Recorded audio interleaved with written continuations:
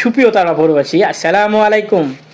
এত দ্বারা তালোড়া পৌরসভার সকল টিসিবির স্মার্ট ফ্যামিলি কার্ডধারীদের অবগতির জন্য জানানো যাচ্ছে যে আগামীকাল 27/04/2026 তারিখ রোজ সোমবার ও পরদিন 28/04/2026 তারিখ রোজ মঙ্গলবার, এই 2 দিন তালোড়া পৌরসভার 1 নম্বর ওয়ার্ড থেকে শুরু করে 9 নম্বর ওয়ার্ড পর্যন্ত সকল টিসিবির স্মার্ট ফ্যামিলি কার্ডধারীদের মাঝে টিসিবির পণ্য বিক্রয় করা হবে।